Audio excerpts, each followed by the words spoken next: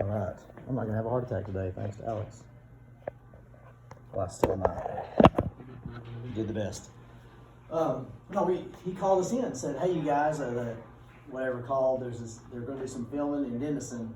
They're asking, they wanted some athletes, so I thought, you guys, y'all go try for this commercial. So we go, and they wanted baseball players. Well, my roommate, Guy, played baseball. I did not. And we had to hit, and we had to pitch. Just act like it.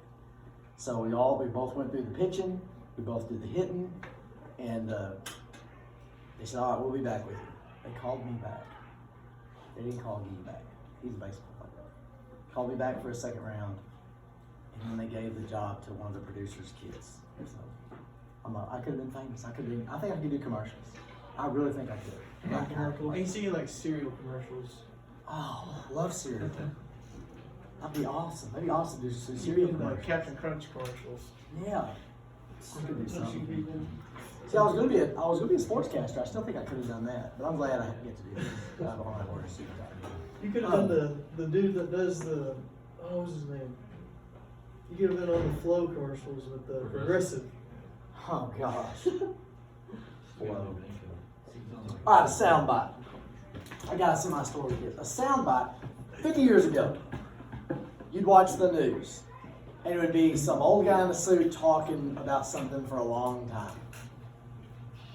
And if you read the newspaper, you had like a 3-page story about this news story. Today, all right, if you watch a TV show from 50 years ago, can you stick with it? What's wrong with them? When I mention it, it stays on one scene for too long. MTV changed this. Now it's everything switching, changes, quick takes. We're conditioned, right? We're conditioned to not have an attention span. So the news now is sound bites, quick shots, quick headlines, not stories, right? We don't get the full story. We just want a little bitty blurb of what's happening. What's dangerous about that? You don't get the full story. Now, I put all my crap out there, so I can't wait till I get fired for whatever something I say. But I think I'm safe with this, because if you was to take just a little fragment of a sentence I say, I'd get in big trouble. But if you take the full sentence before, the full sentence after, does that make sense? Soundbite is just this quick little thing. And then everybody takes that and runs with it. I got in the car yesterday to go to athletics, and there was a Shelley Luther commercial on the radio. Who's Shelley Luther? She's the hairdresser in Dallas that got in trouble for opening up too early. Remember last spring? Her? Yes. And the governor, like they took her to jail and stuff. She got arrested. And then I don't know what happened after that. She's running for the state senate. She set up a GoFundMe page 2 days before all that happened, and she made like $500,000 off of it. So I don't know if she's good or bad or smart or whatever, but she's running against Drew Springer for state senate. I knew Drew Springer since 2nd grade. We graduated from high school together. I haven't seen him since then. That's just funny to see Drew Springer running stuff. That's amazing. It's kind of like me being like a teacher and stuff and like molding minds. That doesn't make sense. And halfway through the commercial, it did the cello, dun, dun, the real ominous, and you could even hear the black and whiteness of it. He said, Drew Springer is pro-Chinese drones. I was like, oh no, I never knew that, So I'm assuming Shelley Luther is anti-Chinese drones. I don't get the full picture, but I just get that sound bite. Oh no, Drew Springer is anti-Chinese drones. I don't know what that means. I don't know what, Anyway, that's a sound bite. And I might base my whole voting for or against somebody based on that one little, oh my gosh, Chinese drones, what could, And I looked it up. There was a bill a couple years ago. It has to do with what you're allowed to do with a drone and what you're not allowed to do. Privacy issues and all that kind of stuff. And he had a bill going through Congress in Texas about drones. I guess you throws the Chinese in there just to extra cello. Dun, dun. Isn't that funny? You could hear the black and whiteness of it. And then when it got to her, beep, beep, beep, beep, beep, you know, the little bright little music. Shelley Luther is anti-Chinese drone and cares about America and doesn't want to kill your children. So, anyway. All right, campaign websites.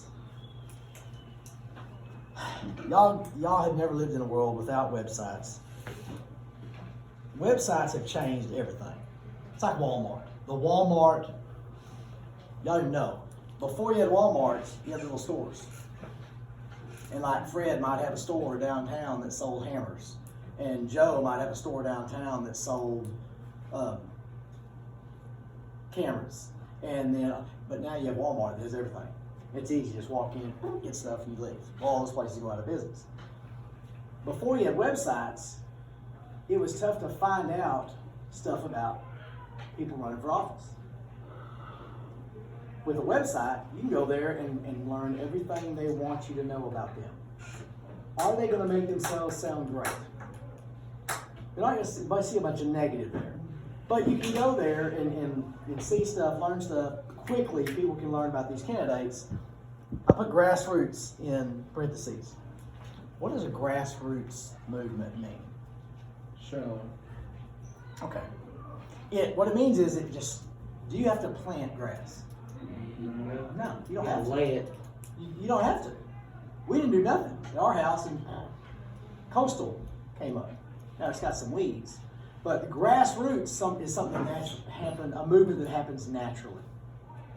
So it allows people, like if I was running for something and I made some website, that could spread quickly to a bunch of people knowing about it. Does that make sense?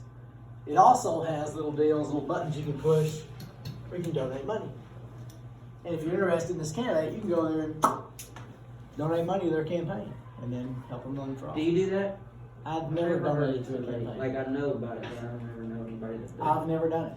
Do you know anybody that's ever done it? Yeah, I know people that donate to campaigns and stuff, and I'm like, I waste my money on rent and air conditioning and food. If I have any extra, I probably kind of would someday, maybe. If I was dictator, I would do away with campaign donations. Campaigns could not spend money. I would make you do debates and just go around and talk to people. But to me, that's a big part of the problem. And I don't know how that's going to change because you really don't need commercials that much anymore. When y'all get up to be like 30, 40 years old, you really won't need political commercials because everything will be, I can go on whatever, and put something out there and millions of people see it at one time. And it's free. I might even charge money for it. So I think all that's going to change a lot. I would do that. What else? I am offering my services as a dictator to America for 2 weeks. And I would walk away. I would do that. I would eliminate business taxes. No businesses would have to pay taxes. I would hire more people and let people pay taxes. I would make flat tax where everybody pays the same %. I would make cartoons at 2 o'clock for 10 minutes. Because how can you have a bad day if you know you're going to get... And they'd be good cartoons. They would be before 1960 cartoons. Maybe the SpongeBob training video thrown in there every once in a while. What? The SpongeBob training video. Dun, dun, dun, dun. What? What does Godwin see? What are you around? What's your favorites? I mean, I don't really watch TV. Well, you never saw a cartoon as a kid? No. You never saw a cartoon? I wasn't allowed to watch SpongeBob. Oh, that's fine. SpongeBob. I mean cartoons, real ones, like Bugs Bunny. Yeah, I watched that. Okay, good. Tom and Jerry. Wow. Hey, they're making a Tom and Jerry movie. See, I wasn't anti Tom and Jerry, but never did. If it was on, okay. Bugs Bunny, we do that. I would make election day April 16th, the day after tax day. The ballot would be a blank sheet of paper. We'd have to change the Constitution. We had to write the person's name in and what they're running for. You don't spell it right. I just have to be able to tell what it is. What else would I do? I think that's the big things. And then I would resign and take no money. I would just ask for 1% of the increase in the gross domestic product. So like if the economy gets better, I want a small percentage of that one-time payment. And I might even would ask for 2 acres of land and a 2,000 square foot house. With a waiver. Okay. What else we got? No, we ain't done yet. We ain't done yet. 1% of that's gonna be a lot of money. Electors, Maybe man. 0.5% of the Even increase. even that's a lot of Yeah, money. it might be $1 million or so. He gets some of the money. All right, skip the electors map. 4 main ways of funding. You got, oh crap, we're finishing tomorrow. Assembly. I forgot about that. Oh, I forgot. All right, see y'all later.